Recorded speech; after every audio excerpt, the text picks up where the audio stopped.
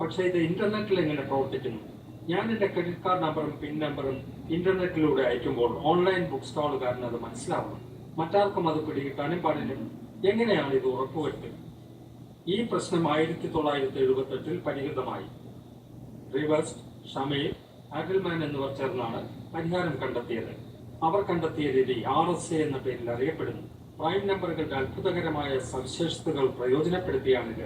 ഒരു സവിശേഷത വലിയ പ്രൈം നമ്പറുകൾ താരതമ്യേന എളുപ്പത്തിൽ ഉൽപ്പാദിപ്പിക്കാമെന്നതാണ്. എന്നാൽ അവയെ തിരിച്ച് ഒറിജിനൽ പ്രൈമുകളാക്കി മാറ്റുക എളുപ്പമല്ല.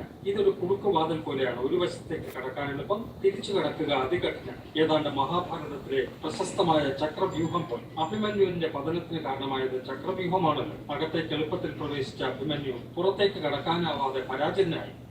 ഏതായാലും ഗണിതശാസ്ത്രത്തിൽ എല്ലാത്തരം എൻക്രിപ്ഷൻസിന്റെയും അടിത്തട്ടിൽ ഒരു ഏകദിശാ ക്രമീകരണമാണ് ഉപയോഗപ്പെടുത്തി വരുന്നത്. കാര്യം അല്പം കൂടി ലളിതമാക്കാൻ ശ്രമിക്കാം.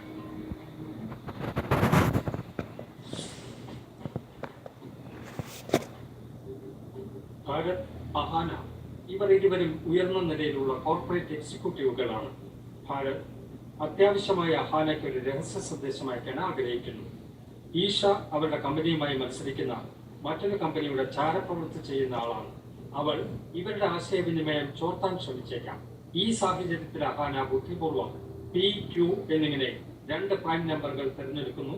2 സംഖ്യകളിലും 100-ൽ കൂടുതൽ അക്കങ്ങൾ അടങ്ങിയിട്ടുണ്ട്. തുടർന്ന് അഹാന ഈ 2 പ്രൈം സംഖ്യകളും തമ്മിൽ ഗുണിക്കുന്നു. ഫലം PQ. അത് നേരത്തെ പറഞ്ഞ 2 സംഖ്യയിലും വലിയ സംഖ്യയാണ്, പക്ഷേ പ്രൈം സംഖ്യയല്ല. ഇതാണ് അഹാനയുടെ പബ്ലിക് കീ. ഇതാർക്കും കാണാം. ഭാരതിന്റെ പിൻ നമ്പർ N ആണ്. അദ്ദേഹം അതും PQയും തമ്മിൽ ഗുണിച്ച് അഹാനയ്ക്ക് അയക്കുന്നു.